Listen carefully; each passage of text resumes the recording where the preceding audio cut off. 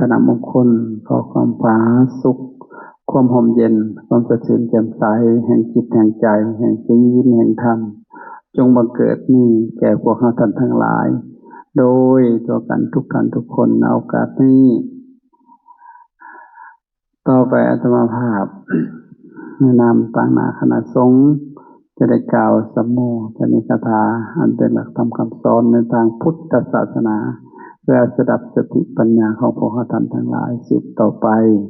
ตามสมควรเกี่ยวกับและเวลาอันจะพึงมีก็ขอให้พวกเราท่านทั้งหลายจงได้ตั้งใจใส่ใจสดับรับฟังเพื่อจะนำไปเป็นข้อคิด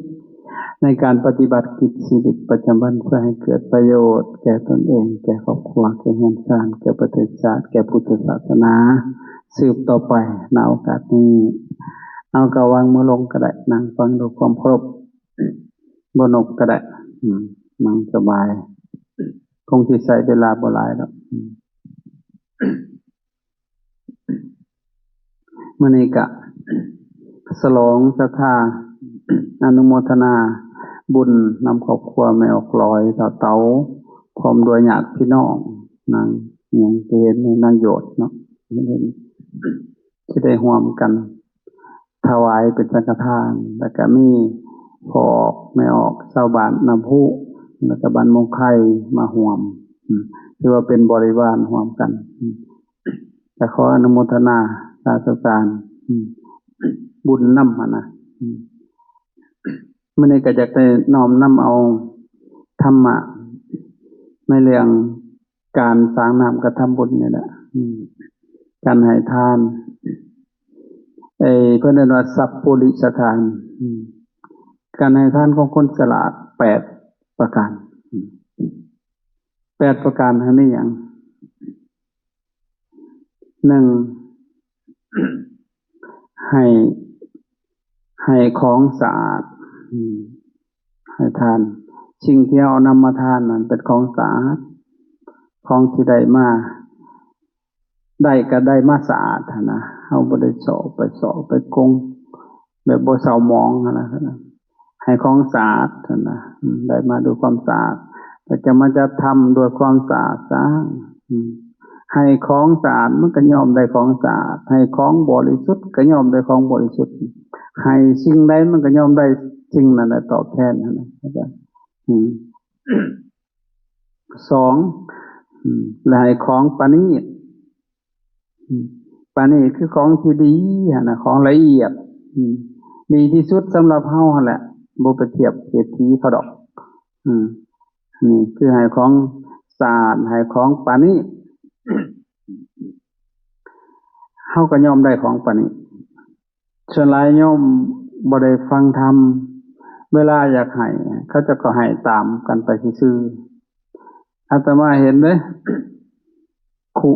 คุสังฆทานมันมีผ้าอยู่ในหั่นผ้าเพิ่นก็เลี้ยวเบิ่งนั่นโอ้ยเลี้ยวทะลุเลยนะผู้สิใช้ได้บ่ว่าแม่นหางเครื่องแดนเซอร์มันห่างบางๆหั่นเอาใส่ในคุสังฆทานหั่นนะคุสังฆทานหั่นก็มีไฟฉายห้างอยู่ในหั่นอาตมาหม่างเบิ่งไฟฉายห้างได้สั่นน่ะก็เล็กของเทียนก็จักมันรุดไปอยู่ใจทานมันก็ได้แล้วก็มีเกือบห้างเกือบมันก็ย่างบ่วิดบัดดอกรุดเลยจากโรงงานมันสิใช้คือสิเจ๋งเลยแหละแล้วก็มีกระตุกน้ำอนามัยตุก1หรือว่า2แล้วก็มีโอมีสบู่มียาสีฟันมีปากกระป๋องมีน้ำปลามีแฟบมึงเอ้ยมันสิกินได้เอาผ้าครอบไว้บัดน่ะเอาอันพลาสติกครอบไว้น่ะเหม็นบัดในหั่นน่ะใส่ได้แต่โอกับขุปากกระป๋องก็เหม็นเข้าไปคายออกมาก็ยังเหม็นได้เพราะมันอบจากน้ำปลาจากสบู่จากยาสีฟันเข้าไปน่ะเหม็นเลยมันจักเป็นปีแล้วก็บ่จักแล้วเขาเอาขังไว้หั่นนะหั่นอันนั้นคุสังฆทานตัวนั้นสังฆทานน่ะมันคือยังมันต้องคุด้วยนะสังฆะแปลว่าสงฆ์ทานะทานังแปลว่าให้เอาให้สงฆ์ยังต้องไปเฮ็ดแนวนั้นนะอยากทานคุก็ซื้อคุมาโลดอยากทานโอก็ซื้อโอมาโลดทานแฟบก็ซื้อแฟบมาเลยหิวมาเฮาเลยไปอัดปิดไว้คักแน่นั่นสุดท้ายก็ใช้ยังบ่ได้คือว่าแล้วเนาะโยมบัดบ่ได้ใช้เอาไม้พระแล้วจักพาเฮ็ดแนวใดพระก็บ่เอาได้คือพระกึกนี่ ปกติก็ต้องบอกเนาะมันบ่เป็นประโยชน์นะแต่ว่ามันบ่ได้ประโยชน์มันก็บ่ได้บุญหลายแล้วเนาะบ่ได้อานิสงส์อานิสงส์แปลว่าประโยชน์เด้อค่ะนั่นน่ะสิ่งใดที่เกิดประโยชน์หลายสิ่งนั้นเขาก็ได้บุญหลายนี่ให้ของสะอาดให้ของปานีตให้ของสมควรแก่สมณะสาหูดังเสียมันก็บ่ได้สมควรเด้เอาฮอดวีพุ่นให้ยะคู่ในกองบุญเห็นหอยต้องแต่งอยู่เขาเฮ็ดเป็นยะคู่บ่นี่ว่ามันสิไปวีหยังหัวก็หล่นๆจนเหลื่อมเฮามาจับเป็นยังสิประหลาดตกตายนะเอาวีมาให้บัดนี้ง่ายมันบ่สมควรตัวนี่ก็เลยเห็นบ่เอาสิ้นไปนี่น่ะส่งไปให้ยะคู่บ่สมควรเลยของสมควรเหมาะแก่สมณะสาหุเพิ่นใส่หยังใส่เกิบก็สิได้ใส่อยู่หมวกนี่บ่ได้ใส่นะครูแล้วก็คันห่มก็ได้ใส่เห็นบ่สิ่งที่เพิ่นได้ใส่นะได้ใส่ไปใช้สินะเพิ่นได้ใส่ผ้าสบงจีวรยาสีฟันสบู่เพิ่นได้ใส่ให้คิดว่าของใดที่มันสมควรนะนั่นเขาก็ได้บุญเห็นไหมให้ของสะอาดให้ของปานีตให้ของสมควรให้ถือการบัดการได้ควรให้หยังนะเนี่ยมื้อแรกก็จะเอาเข้าไปเนี่ยครูมันก็บ่ถือการบ่ถือเวลาแล้วไปเนี่ยครูก็สินำเลยอีกบ่จักบางบ่อนน่าเห็นบ่ยามหนาวเอาหยังมาให้ผ้าตุ้มกันตัววอร์มถุงมือยังต่างๆก็ว่ากันไปนั่นมันถือการนะมันหนาวเนี่ยเอาพัดลมมันถวายมันก็บ่ได้ใช้ดอกคันบ่ฮ้อนพุ่นเด้อหั่นแหละให้ของสะอาดให้ของปานีตให้ของสมควรให้ถือการถือเวลาหั่นนะถือวางถือเท้าหั่นนะแล้วก็เลือกแล้วจึงให้เลือกให้มันดีแน่วิจยะทานังเทติเลือกแล้วจึงให้แม้กระทั่งผู้ที่หับผลก็เลือกเพ่นก็แห่งดีเลือกหน้าไว้จนต่อไปอนุตตรังปุญญเกตังโลกัสสะพระสงฆ์เป็นหน้าบุญเหนือหน้าบุญของโลกไม่ออกเปรียบเหมือนเขากล้าพระสงฆ์เปรียบเหมือนหน้าถ้าหากว่าหน้าบ่ดีกล้าบ่ดีฟ้าก็แล้งฝนบ่ตกตายดับเบิดเขาหน้าบ่ดีแนวใดหน้ามักหินแฮสมมุติพระบ่มีศีลนี่นะบ่มีศีลบ่มีธรรมซะเลยนะเปรียบเหมือนหน้าหินแฮหน้าบ่ดีบานนี่เขากล้าก็บ่ดีศรัทธาก็บ่มีปานใดหั่นน่ะศรัทธาซุมื้อนี้มันโอ้ยมันขาดปัญญาศรัทธาตั้งแต่ก็เฮ้อกันหั่นน่ะไปให้ทานอยู่หันอยู่นี่ยินเขาเว้าว่าเขาฟันคิ้วจะได้จุดหันเพิ่นว่าเพิ่นมีให้ตัวดีได้ว่าซั่นเอาไปได้ศรัทธามั่วได้นั่นน่ะศรัทธาสัตว์ถ้วยได้หั่นน่ะอย่างพระบอกหวยก็เลยมีศรัทธาจะได้บัดน่ะท่านถือแต่คนมาแล้วบาดท่านบ่ถือนี้แค่โชว์เลยเธอเดียวท่านถือแน่ก็มาบ่อยเด้คันนานๆถือที่ก็แคนเซิลเลยบ่มาไกลเลยนั่นเป็นจังซั่นอันนั้นศรัทธาสัตว์ถ้วยอย่างว่าบอกหวยก็จึงมีศรัทธาอันนึงปัจจัยศรัทธาชัดเทยเพิ่นว่าอยากได้พระเป็นลูกเคยผัดมีศรัทธาอีกอันนี้ปัจจัยศรัทธาผัดว่าหวยมันหลายมั่วเลยนะบ่ได้ต้องศรัทธาด้วยสติปัญญาทราบซึ่งในธรรมเข้าใจบ่หวังสิปฏิบัติธรรมไปสู่ความพ้นทุกข์มันต้องเข้าใจจังซั่นครับนี่คือเลือกหน้าแล้วก็เขากล้าก็ต้องเลือกด้วยเห็นล่ะทีนี้หลังจากได้หน้าดีแล้ว กล้าก็ดีแต่ศรัทธาสิให้ก็เพียงพอก็เลยได้เอาวานลงไปในนาหั่นน่ะก็ต้องรอน้ำฟ้าน้ำฝนจะได้ตกใส่ฝุ่นนี่ข่อยกำลังใจฝุ่นอยู่นี่ใส่ฝุ่นฮดน้ำให้ตัวนี้น่ะน้ำแห่งจิตใจจากศีลจากธรรมก็จะบอกนี่เป็นปุ๋ยเป็นฝุ่นเด้อเนี่ยข่อยฮดน้ำมาแต่เด็กปุ่นเมื่อคืนก็ฟังธรรมมีคาถาตอนค่ำก็ฟังตอนเช้าก็ฟังธรรมมีคาถาก่อนฝ่าสนทนาครับฟังธรรมมีคาถาก่อนฝ่าสางตลอดนี่คือข่อยฮดน้ำใส่ฝุ่นลองมึงนี่มันนั่งเงาอยู่ในหัวหยุ่งหัวยองหัวไกลแต่ภาคเทศในฟังกระชื่นมอกหลอกเป็นตัวบัตรเข้าใจนะครับแต่ว่ามันก็เกิดปีที่ประโมทนั่นแหละคือใส่ฝุ่นควันดินเป็นยังไงให้เลือกคณะดีกล้าดีเขางามปุ๋ยมีน้ำส่งเขางามอันในหน้ากับบริบาทกล้ากับบริบาทฝนกับพตกจำตายรอนเบิดให้บอกเขาเคยได้ยินดอกบางคนคนไปท่านดีๆมากบอกว่าเสียดายได้ยังคู่วัดอะไรชะแตกเหล่าแบบว่าเคยได้ยินกระยาคนแล้วเพื่อนเนาะจะไปให้มันสำเร็จแล้วยังจะไปเสียดายย้อนหลังอยู่โอ้มาแล้วหันได้รับวิบากได้ขั้นให้ท่านแบบนี้ให้แล้วยังเสียดายน้ำหลังเนาะตะกี้มีเศรษฐีตระกูลหนึ่งเรามีทรัพย์ตั้งเป็น500 เล่มเขียนบรรลัตายเศรษฐีวันนี้แปลกเว้ยเราใส่ไปเสื้อผ้าขาดเสื้อดีบ่ได้อึดใส่แต่อันขาดนะมันออกคักของเราเนี่ยคันใจตัวดีมันออกห่อนออกล้นที่บอกบัดเวลาเรากินนะกินแต่น้ำส้มผักเสียนนะกับข้าวแซ่บเป็นอย่างไรคือแซ่บอุปธรรมปกกรรมกรรมมันตามไปอุปธรรมเสื้อก็ใส่อันขาดใส่ดีบ่ได้มันออกห่อนออกล้นเพราะอย่างเพราะกรรมมันจัดสรรให้เราให้ท่านนะให้ท่านแล้วเราบ่น้อมคิดไปเสวยมันสิเป็นลักษณะนี้เด้อเวลาเฮาให้นะก้อนให้นะจิตใจเฮามันดีงามเข้าใจบ่ขณะให้ก็จิตใจมันก็ผ่องใสอยู่ให้ไปแล้วมันก็เบิกบานใจน่ะสำเร็จแล้วบางคนสิให้ท่านก็ยังบ่ได้ฮู้เรื่องเด้ผิดกันจับเสียท่านนะจิตนั่นเลยบ่ได้น้อมไปถวะไปเสวยบุญเลยหลังจากบุญนั่นให้ผลบาปก็ให้ผลนำซื้อเสื้อใหม่มาก็พับใส่ตู้ไว้ปานซื้อมาให้ตู้ใส่ซื้อเกือบใหม่ก็ใส่ถุงมาใส่ตู้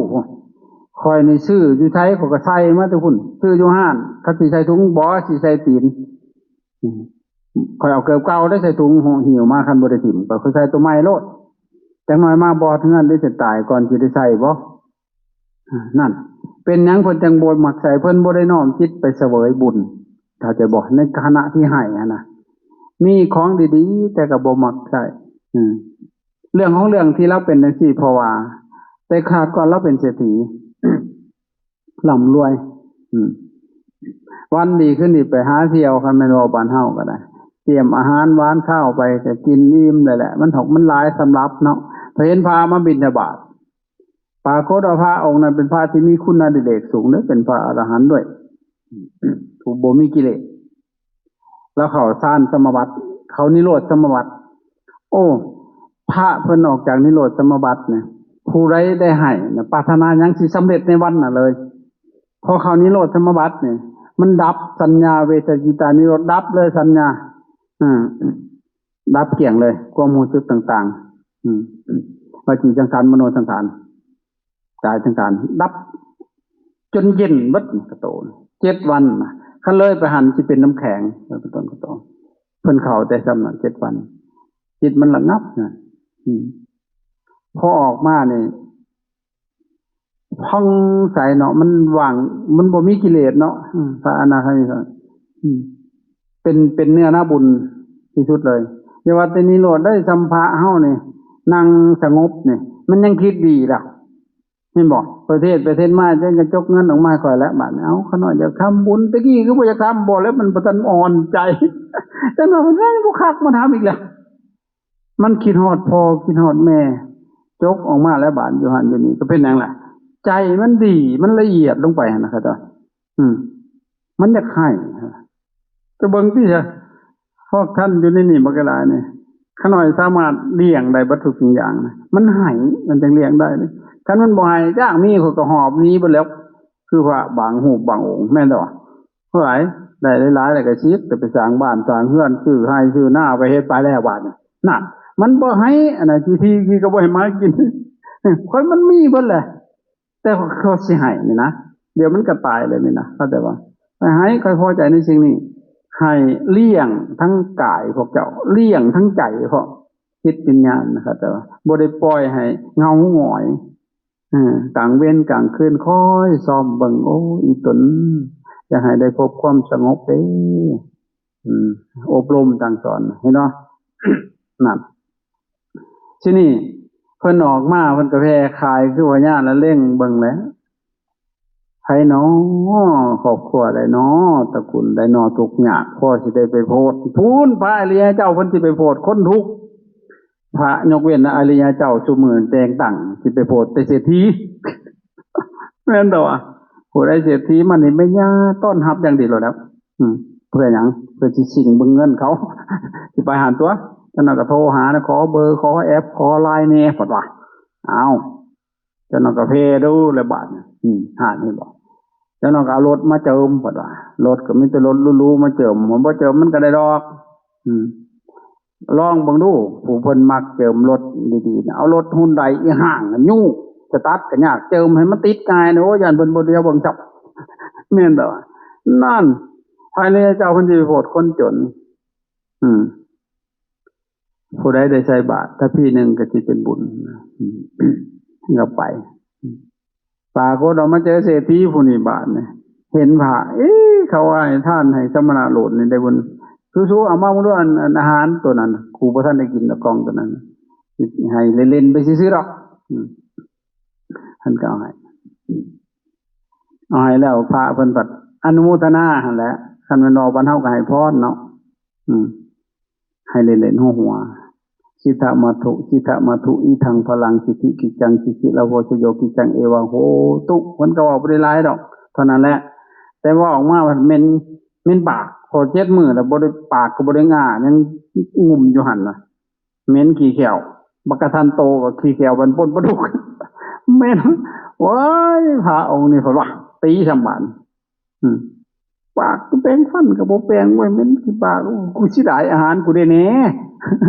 เอาหายแล้วแต่ท่านที่จะได้บุญเอาไปที่ได้บัดนี้มีอยู่ได้ไม่ออกบางคนเคยได้ยินอยู่ที่ได้ย้อนหลังบ่น้อมจิตไปยังบ่พอจะได้แต่ก็ข้าวเดียวนึงรักเราก็ได้ย้ำน่าเดียวที่ได้ให้คนงานกินให้คนใส่นะตรงนี้ก็เท่านั้นน่ะบาดนี้บาปที่ละบาดเห็นเนาะมาเกิดชาติใหม่รวยมันก็รวยมันได้สมบัติกันเลยแต่ว่าหากบ่กินแนวดีๆนะไปกินน้ำสมบัติเขียนบ่แซ่บแต่เห็นบ่เสื้อผ้าก็บ่ใส่บาดพอเคยได้เว้าไว้เด้กรรมทำกรรมจังซี่นะบ่น้อมคิดไปนั่นแหละเพิ่นได้ว่าให้เลือกแล้วจึงให้เลิกออกเลือกให้ดีที่สุดนั่นแหละทั้งผู้รับทั้งผู้ให้เลือกสักทีนึงเนี่ยบุคคลเลือกทั้งสิ่งของนะให้ดีที่สุดนั่นเพราะหยังเฮาให้ทานไปนี่ เฮาทำบุญเนี่ยมันสิมีทั้งบุญทั้งบาปในการกิริยาอาการที่เฮาทำนะกายวาจาใจหั่นน่ะมันบ่บริสุทธิ์ทั้งเบิดเด้มันก็ย่อมมีสิ่งเศร้าหมอง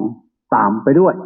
ทีนี้บาปมันก็ให้ผลบุญมันก็ให้ผลนำกันตัวใดแห้งมันก็ให้ผลก่อนเป็นบ่นั่งปัญจปาปีเราให้ทานด้วยความโกรธให้ขี้ดินดอกขี้ดินเหนียวปั่นที่ให้เตาทานเตาจีปั่นดินเหนียวพาเพิ่นมาบิณฑบาตเอาขี้ดินไปยาทำมันลมยามหนาวสิบ่แล้วเรียกค่ายอันซ้ำขี้ดินนี่ก็ปั่นเอาบ่ได้บ่พระซุมนี่ก็เฮ้ยจังซี่แหละจะค่ายเนาะ โยนขี้ดินตึ้มใส่บาตรเอ้าไปทุยปัจจุบันไม่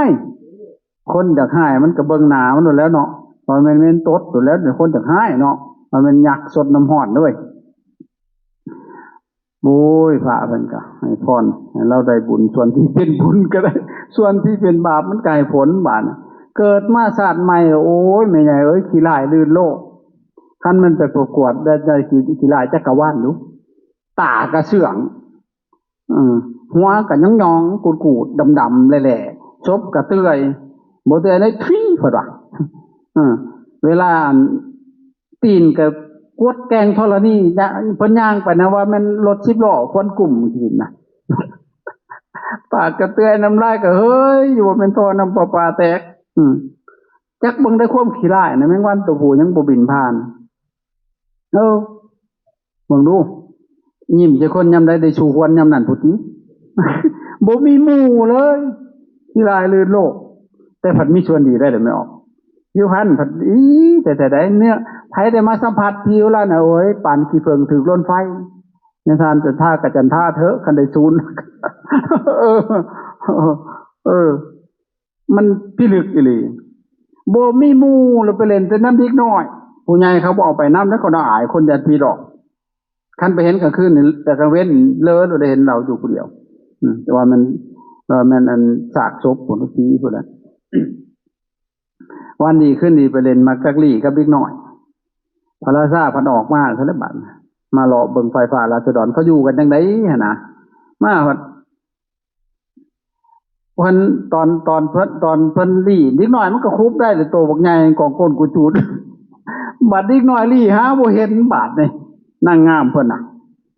ไล่มาเพิ่นมาคุบพระราชานี่เขาจับจะได้แล้วว่าซั่นพระราชาก็อ่อนโยบแล้วอินเลิฟเลยบาดนี่กลางคืนได้บ่เห็นหน้าคันหน้าสิเกิดจังขึ้นต่อมาก็เลยได้เสียกันจักได้เสียจังได๋เขาก็บ่ฮู้คือกันนี่ก็ได้อยู่สมสู่อยู่กันเป็นผัวเป็นเมียแต่ว่ามาแต่กลางคืนได้กลางเว้นบ่เคยเห็นกันเพิ่นก็ยามได้เล่นมักลี่เนาะเล่นมักลี่อีหยังแล้วก็จังมันมาคู่คืนติดใจต่อมาว่าโอ้ยอยากได้เมียเข้าไปอยู่ในวังแล้วได้บาดจักสิเปิดเผยสถานะจังได๋บาดนี่หาวิธีใส่แผนบ่เคยเห็นกันกลางเว้นดอกคันเห็นกลางเว้นก็สิคิดเปลี่ยนก็บ่ฮู้แหละเผอิญมันมาเป็นใส่พ่อเฒ่าผัดป่วยหมอหันก็ไปกวดไปเช็คเพิ่นว่ามันมียาชนิดนึงที่ปวดเฒ่ายานั้นก็คือเขามาทุกประหยัดสิบหายแล้วเขามาทุกประหยัดมีแต่ในวังบาดนี่บ้านนอกบ้านนาสิมีใจตายเสียท่านเดียวว่าซั่นเมียก็เลยมาจมให้ผัวฟังว่าพ่อน้องนี่แหละว่าซั่นป่วยหาป่วยจังได๋ก็บ่เฒ่ามีวิธีซอยอยู่บ่หายาชนิดหนึ่งมันหายากยาหยังได้ว่ามันดูเข้ามาทุกปัญญาโอ้ยเดี๋ยวอายสิหาวิธีเองตัวนี้หมอมันเป็นพระอายเด้อเพิ่นว่าบอกพ่อเฒ่าให้รอซะก่อนเอากราบเมื่อว่างแล้วบาดนี้เราก็สั่งให้เสนาเอามาเฮ็ดเข้ามาทุกปัญญาเราอยากเฉวยเราเฮ็ดหาก่อนเราก็กิน2ก่อนจงไว้3เรามกเม็ดไว้เด้อซั่นน่ะเราก็รวยมาให้พ่อเฒ่าเราแล้วไป3เม็ดนั่นน่ะแต่ว่าให้กิน2เม็ดเดี๋ยวว่ากินเม็ดนึงก็ได้ให้จงไว้2มันดีแล้วกินเท่านั้นก็ดีแล้วให้จงไว้ได้จะพอกินบ่ได้เรามีแผนเด้หลังจากหากเมื่ออีบ่เลอบ่เซอขึ้นว่าเขาหายอยู่ในวังกวดไม่ใช่ก็บ่มีไผลักขโมยกวดมาฮอดบ้านนอกของน้ามาเจอในเฮือนพ่อเฒ่าเรา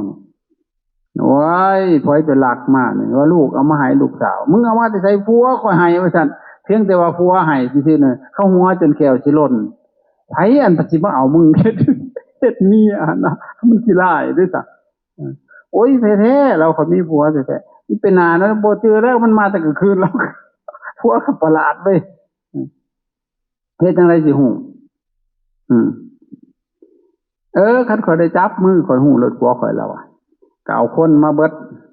แผ่นดินนั่นน่ะมากั้งม่านไว้แล้วเอามือมาให้เราจับจนเบิดทุกคนบ่มีจักคนผัวข่อยนานมึงขี้ตัวแล้วว่าซั่นยังผู้เดียวบ่ทันได้จับคือพระราชา ก็เลยพระราชาก็เลยปอนเมืองมาจับนี่ผัวข่อยแล้วว่ะนี่เช็ดบาทเนี่ยพระราชาก็ยอมรับบาทนี่ก็เลยเอาเมียเข้าไปวังยิบหายแล้วเข้าไปค้นเลยสิเด้อตายไว้อยู่ในวังเห็นน่ะนางงามฮะเฮ็ดจังได๋เขาก็เลยหาเรื่องใส่แล้วไปเอาหมอดูหมอเดาหมอโหนน่ะนะมาทำนายโอ้ยคนกาลกินีตัวนี่พระราชาเอ้ยคันเอามาเนี่ยสิเกิดอาเพศเหตุภัยได้เมืองบ้านสิลมหลวงได้น้ำสิท่วมฟ้าป่าสิเรากินดาวคนในเมืองสิเราตายเบิดเกลี้ยงว่าจะได้ห้วยมันก็ยากสุดท้ายก็ต้องจำเป็นจำไปจำใจจำจากจำพัดจำภาคนี่ละเหตุเมียหนีได้บาดนี่พึ่มพำได้กินหอดเด้เหตุนั่นได้แล้วเมืองบ้านสิเดืองวยน้องเอ้ยและสั่งเลยก็เลยเฮ็ดแพ้ให้ได้บาดนี้เอาอาหารหวานข้าวซะแล้วสิลองน้ำไปกินหอดเจ้าเด้ยังบ่จากเจ้าเด้ฮอดมื้อนี้มื้ออื่นก็ยังไข่หลายวันไปอาหารหมดสินั่งส่งง่วงๆสั่งเมียสุธิหักคนสวยปล่อยไปข้างอยู่เมืองหนึ่งบาดนี่เขาเลยลงมาอาบน้ำเขาเห็นคอกสัตว์ก็คือสัตว์คือคนแปลกประหลาดแต่ว่าซั่นเด้ก็เลยลงมาเบิ่งพระราชาก็ลงมาเบิ่งโอ้ยข่อยมันบ่แม่นคนธรรมดาเด้เราอ่ะผัวข่อยน่ะก็ซับเมืองน่ะโอ้ยอีปอบมึงเอ้ยว่าซั่นมากอกซับหัวปอกหน้านั่นนี่บ่สิเป็นเมียพระราชาได้ซับเองซับปอกลอยเลยพระราชาน่ะอินเลิฟเลยบาดเอามาเป็นเมียเลยบาดนี่เห็นบ่ผัวทั้งน่ะฮู้ญาติกันเลยญาตินางงามกันเลยบาดเบิ่งดูผากิริวห่อข้ามิตรได้เห็นว่านั้นมันก็มีส่วนดีเด้ส่วนดีก็ให้ผลเป็นดีส่วนบ่ดีก็ให้ผลบ่ดีนี่แหละเพราะฉะนั้นเฮาอยากได้แนวดีๆน่ะต้องศึกษาให้ดีในการให้ทานเข้าใจบ่เฮาจะได้ส่วนดีนี่ที่มันบ่ได้ย้อนนั่นนี่แหละบ่ได้ส่วนดีเพราะว่าเฮาบ่ได้เลือกบ่ได้ศึกษาบางคนให้ทานขาดศีลบ่มีศีลบ่มีธรรมแต่ว่าให้ทานแต่ว่าบ่มีศีลขี้ร้ายเห็นบ่รวยอยู่ของไปเกิดเป็นชัดบ่เห็นบ่หมาในหลวงคุณทองแดงรวยกว่าพวกเฮาอีกแต่ไปเป็นหมาบาดเอาอยู่บ่แม่นบ่เพราะฉะนั้นให้มันครบองค์ประกอบของมันในการให้เอาเลือกแล้วจึงให้เนาะต่อมาอีกให้เนืองนิดให้บ่อยๆบ่แม่นให้โอ้ยปีหน้าฟ้าใหม่จังสิทำบุญบ่ได้อยู่ดีมีแห้งเพิ่นบ่อยู่ดีมีแห้งบ่ซุมื้อนี้ข่อยว่ามันอยู่ดีมีแห้งหลายกว่ามันบ่มีแห้งได้หั่นน่ะแม่นบ่ล่อบาดได้แล้วต้องให้เนืองนิดมีโอกาสได้ทำเฮาสิฮู้บ่คนตายแม่นมื้ออื่นนะเข้าใจบ่บัดอยากได้บุญบัดโอ้ยสาธุได้แม่บัดตึกเลขมันสิตึกตายยังบ่ได้ให้ทานจักคือบ่ได้ให้ไว้เนาะพวกที่เขาถูกหวยรวยเบอร์หั่นโคยพวกน่ะเขามักให้ทานเฮ็ดบังสกุลเห็นบ่บังสกุลคือจังได๋เงินเฮานี่ถือไปอยู่ดีๆนี่คิดขึ้นมาเงินสมมุติว่าเฮาเดินทางไปในหนทาง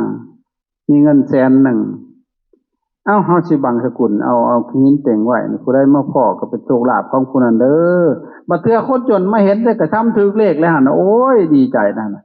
นั่นละถ้าเฮ็ดไปเรื่อยๆมันก็สิเกิดเป็นผลคือกันนั่นแหละบ่ได้จำเพาะเข้าใจบ่บังสกุลมันเป็นจังเคยให้เคยสะสมไว้ให้ทานแน่เฮ็ดบังสกุลก็ให้อันนั้นมันเป็นลูกทุกข์เข้าใจบ่มันเป็นลาภของเขาลางเทื่อคนกำลังสิตายแล้วก็น้ำลายพอดออกจังซี่ได้ก็ดอกจังว่ามันก็เป็นบุญเอาทีนี้ต่อไปอีกคณะที่ให้หั่นให้เนื่องนิดเนาะ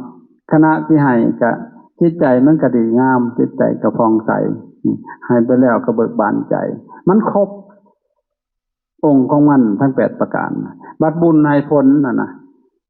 มันก็เป็นสิ่งที่พึงพอใจมันมีแต่ส่วนดีฝ่ายเดียวเข้าใจบ่เพราะฉะนั้นเอาเฮ็ดให้มันถึกเด้อเอาซั่นนี่เนาะก็ขออนุโมทนานำเจ้าภาพทั้งหลายทั้งครอบครัวทั้งร้อยตลอดถึงในออกพอชาวบ้านมวงไข่บ้านนาพุก็ขออำนาจบุญกุศลส่วนนี้จงได้มาหลอมรวมกันเป็นตบะเป็นเดชะเป็นพลาวปัจจัยอำนวยส่งให้พวกกันทั้งหลายจงได้ประสบพบผ่านแต่สิ่งที่ดีๆงามๆในชีวิตของตนให้เจริญไปด้วยทรัพย์ยศไมตรีจิตมิตรภาพความหักความแพงความหักความอบอุ่น ในครอบครัวในงานการทางสายงานและสังคมให้เจริญไปด้วยอริยสัพภายในจิตใจเจริญด้วยศรัทธาเจริญด้วยศีลเจริญด้วยสุตตะเจริญด้วยจาคะเจริญด้วยปัญญาอริยญาณธรรมนำตนให้พ้นไปจากกองทุกข์ในวัฏสงสารถึงสุขอันไพบูรณ์กล่าวคือมรรคผลพระนิพพานโดยตัวกันทุกดุทุกนามทุกการทุกคนเถิดขันธมยังอนุโมทนาลัมภะทายโยปนามาเสยะถาวานิปูลาปานิปูเรนติสากาลัง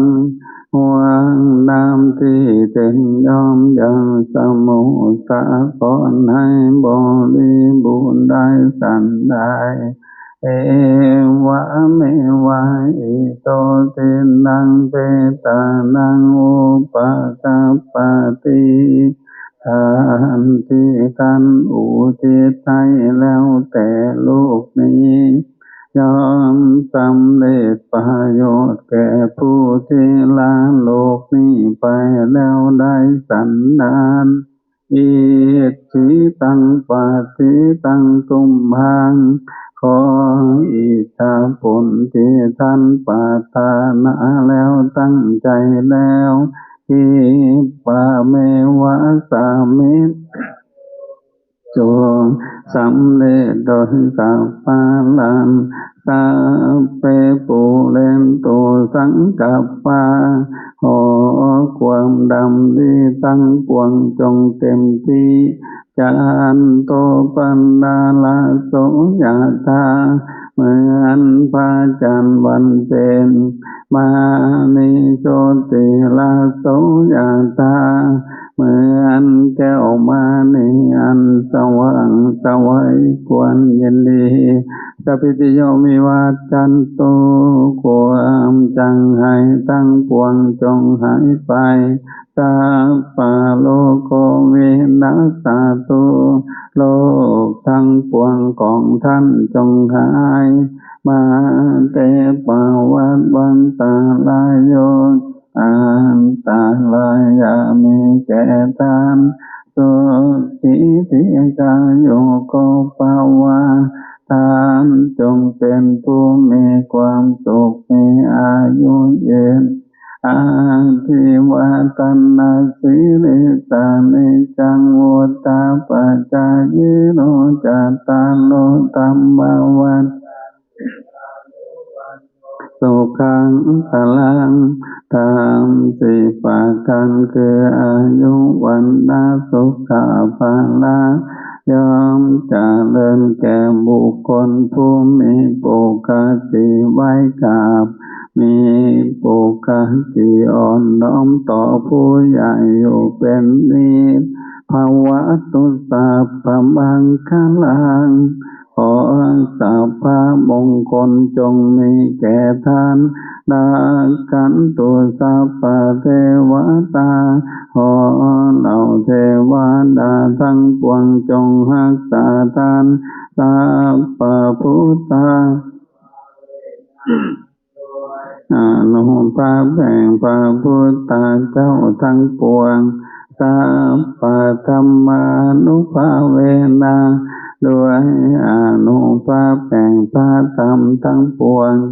สัพพสังฆานุภาเวนะด้วยอนุภาพแห่งพระสงฆ์ทั้งปวงสัทธาโสติภวันตุเตขอความสวัสดีจงมีแก่ท่านทุกเมื่อเถิดปฏิสังขายโยนิโสปินดาปะตังปฏิเสวามิเนวัตวายันนามัตตายันอามันตนายันอาวิปุยาวะเทวะอิมัสสกายสสะทิติยายะวิหิงสุปาลติยาปัมมัจจานุกาหายาอิติปุรานันจาเวสานังปฏิหังคามินาวันจักนาอุปาเทสามิ ยะตาลาจะเมภาวิตาติอานาวัตตาจะพะสุวิหาโลกาติอ้าวสาธุเอาไม่ออกกลับไปรับประทานอาหารทางโรงครัวเด้อนิมนต์สารบัญ